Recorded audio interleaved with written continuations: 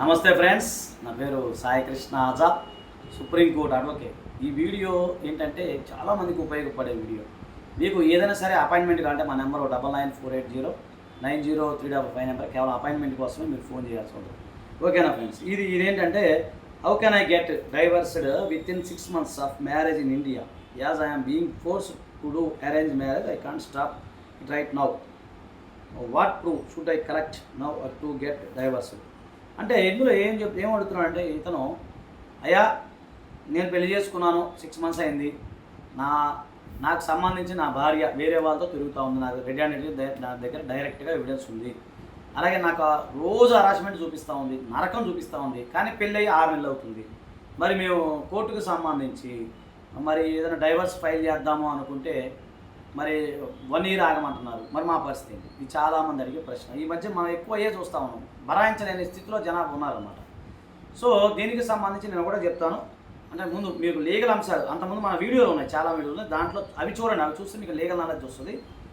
ఇకపోతే ముఖ్యంగా ఎన్ఆర్ఐ మిత్రులు ఎక్కువ అడుగుతూ ఉంటారు ఇలాంటి కేసులు. ఎందుకంటే నేను విదేశాల్లో ఉన్నప్పుడు చాలామంది అక్కడ హరాస్మెంట్ జరుగుతుంటుంది. 911కి ఫోన్ చేస్తూ ఉంటారు. మా వల్ల కాదండి, 911కి ఫోన్ చేస్తారు, మాకు భయం వేస్తుంది సార్, మరి మేము ఏమైనా చేయగలుగుతామా లేవా అని చెప్పి చాలామంది అడుగుతూ ఉంటారు.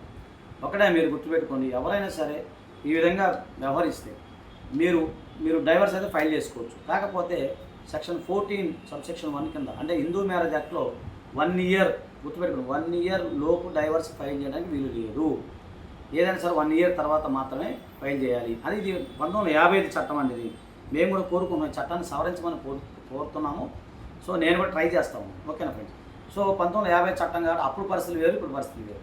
సో ఇలాంటి సందర్భాల్లో ఏమవుతుందంటే మీరు సెక్షన్ 14 కింద మీరు మామూలుగా అంటే హైకోర్టులో, ఆనరబుల్ హైకోర్టులో మీరు ఒక పిటిషన్ వేసి కోర్టు వారిని పర్మిషన్ తీసుకొని ఆ పర్మిషన్తో మళ్ళీ మీరు కింది కోర్టులో కేసు ఫైల్ చేసుకోవాల్సి ఉంటుంది. అదొకటి. లేదు అబ్బాయి కానీ అమ్మాయి కానీ ఇంపార్టెన్స్ అయితే వాళ్ళకి సెక్సువల్గా ప్రాబ్లం ఉండి డిస్క్వాలిఫికేషన్ కనుక ఉన్నట్లయితే అప్పుడు మీరు ఏం చేస్తారంటే మీరు చేయాల్సింది అప్పుడు సెక్షన్ 12 కింద గుర్తుపెట్టిన సెక్షన్ 12 కింద మీరు హిందూ మ్యారేజ్ యాక్ట్ సెక్షన్ 12 కింద పిటిషన్ ఫైల్ చేసుకునే అవకాశం ఉంది. అంటే చల్లన వివాహము అంటాము, చల్లన వివాహం కింద చేసుకునే అవకాశం ఉంటుంది. అది కొంత టైం పడుతుంది అనమాట.